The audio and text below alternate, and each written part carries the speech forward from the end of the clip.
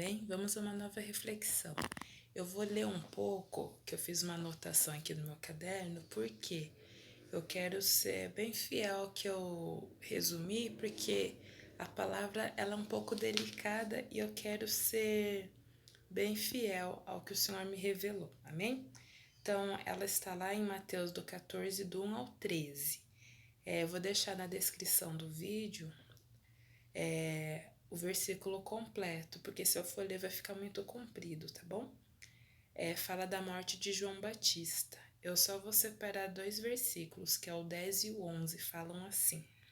E deu ordens e decapitou a João no cárcere. Foi trazida a cabeça num prato e dado à jovem, que levou a sua mãe. Essa é uma palavra que resume a crueldade da morte de João Batista. Ele foi o que levou as pessoas ao batismo do arrependimento e anunciou que o que viria depois dele seria mais poderoso, porque daria o batismo a salvação do Espírito Santo. E ele era primo também de Jesus, né? Ele era parente próximo. E Herodes, o tetrarca que fez a ordem para fazer a decapitação, ou seja, tirar a cabeça de João Batista, ele era conhecido como Tetrarca ou Antipas. Foi governador responsável pela morte de João Batista, como havia dito. Herodes era o título dinástico usado para descrever diferentes governadores. Essa família era cruel, também com os próprios parentes, como com os de fora do círculo familiar. O fato de ter assumido o poder nessa família revela a maldade de Herodes Antipas. Ele ajudou a depor seu irmão Arquelau, roubou Herodias, a esposa de seu irmão Filipe, e devotava-se a quem detivesse maior poder em Roma na época. João Batista teve um curto ministério, mas foi o responsável por anunciar as boas novas e o batismo do arrependimento, que era das águas. Um homem dedicado às coisas de Deus, que obrava com retidão e compromisso, e alertando até a Herodes Antipas sobre suas condutas más. Ele arquitetava-lhe o mal há tempos, né? Herodes arquitetava o mal contra João há tempos, porque ele alertava para ele não ficar com a mulher do irmão, né? Que isso daí não era bom, e entre outras coisas. Desde que João o advertiu, ele ficou com isso no coração de fazer o mal, só que ele não fazia nada porque ele tinha medo do povo. O fato é que Jesus, ao ouvir da morte de seu primo, se retirou para ficar só. Em meio a tanta maldade, ao interrompimento precoce de pessoas de bem, é importante viver o luto.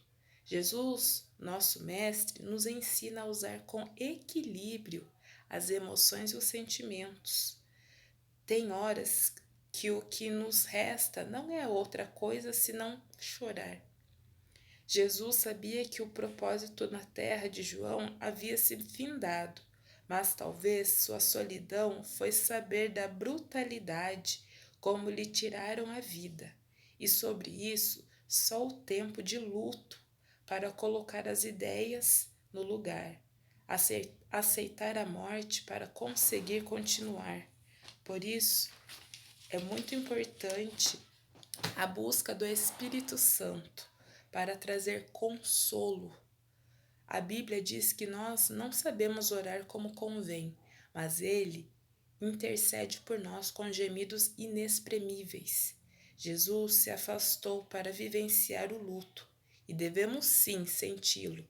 O que não podemos é paralisar ali, no luto.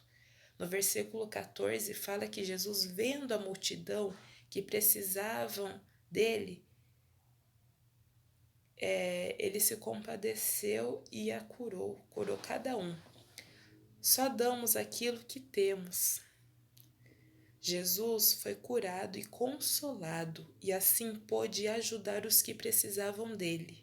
Viva o luto, mas esteja pronto esteja pronta para ser consolado, para ser consolada, curado, curada e ajudar a outros também.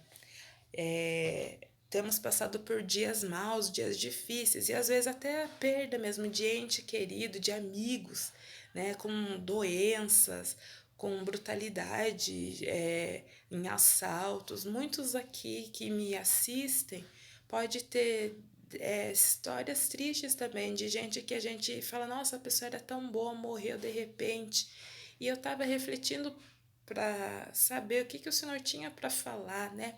Sobre esses dias maus. Inclusive, semana passada teve um acontecimento muito trágico aqui em Piracicaba, na cidade que eu estou falando agora.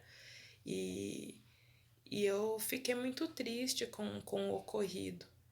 E pensando sobre isso, eu pedi para o Senhor me dar uma palavra para consolar o meu coração e também de outras pessoas. Eu não tive essa perda dessas pessoas que infelizmente teve a vida interrompida dentro daquele ônibus 444, o Vila Sônia, mas tive outras perdas também ao longo desses últimos tempos, por Covid, por outras situações também, né?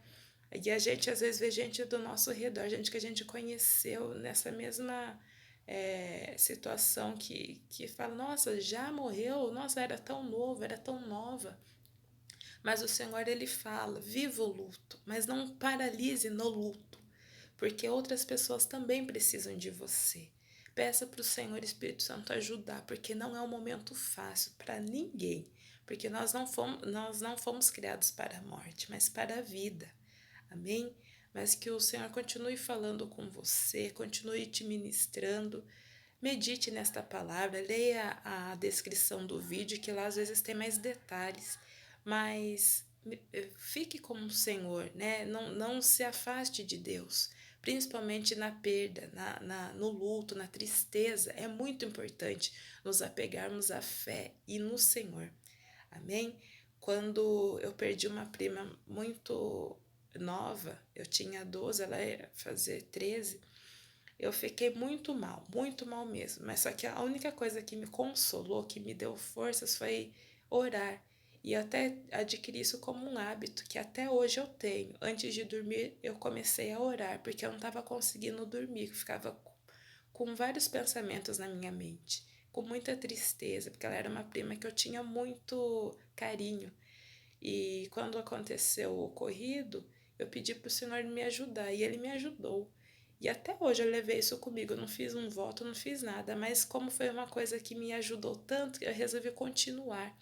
E até hoje, antes de dormir, eu sempre oro, apresento o meu dia, peço para o Senhor perdão dos meus pecados, falo com o Senhor, né, na minha intimidade com Ele, e que você também possa a meditar sobre isso, a trazer consolo para outras pessoas, a trazer cura, a trazer alegria, porque nós só damos aquilo que temos. Então, se a gente busca do Senhor, nós temos para dar do Senhor. Amém? Que Deus te abençoe. Fique conosco. Até a próxima.